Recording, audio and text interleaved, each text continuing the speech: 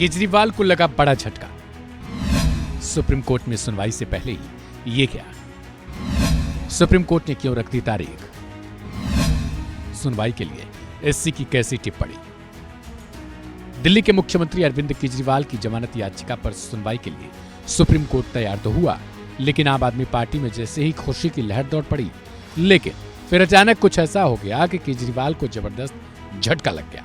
दरअसल supreme court में जैसे ही सुनवाई शुरू हुई, वैसे ही कोर्ट ने कहा कि पहले हाई कोर्ट से अपनी अर्जी वापस लें, फिर हमारे पास आएं।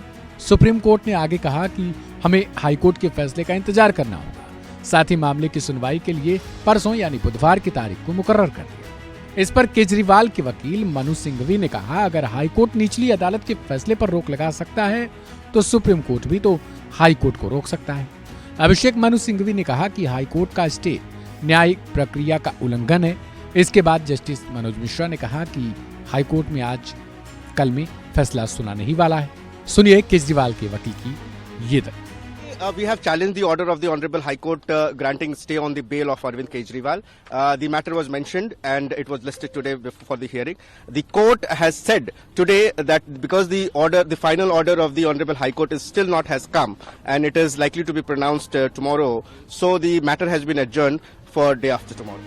आपको बता दें कि इसके बाद अभिषेक मनु सिंघवी ने सुप्रीम कोर्ट में कहा कि अगर जमानत रद्द होती है तो वह निश्चित रूप से जेल वापस जाएंगे। यानी केजरीवाल को अगर हाई कोर्ट उनकी जमानत को रद्द कर देता है तो वो जेल जाएंगे, जैसा कि सुप्रीम कोर्ट की अंतरिम जमानत के बाद हुआ था। उनके भागने का खतरा थोड़े ना है। उन्होंने कहा, मान लीजिए कि हाई कोर्ट ने ईडी की याचिका खारिज कर दी तो उस समय की भरपाई कैसे की जा सकेगी जो केजरीवाल ने निचली अदालत से मिली जमानत के बाद बिना कारण जेल में काटा है। केजरीवाल की तरफ से बात करते हुए अभिषेक मनु सिंघवी ने कहा, मैं अंतरिम तौर पर क्यों नहीं रिहा हो सकता? निचली अदालत से मेरे पक्ष में फैसला आ चुका है।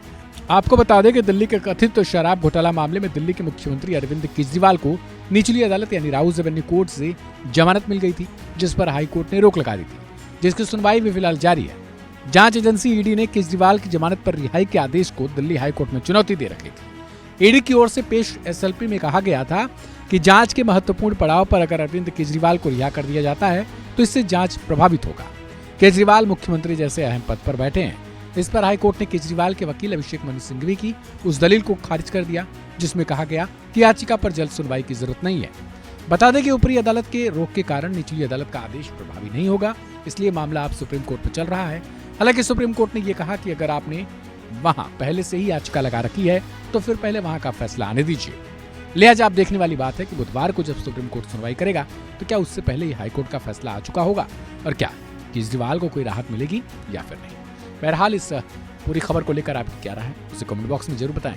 ऐसी ढेर सारी खबरों को सबसे पहले पाने के लिए चैनल को सब्सक्राइब करें और बेल आइकन को जरूर दबाएं।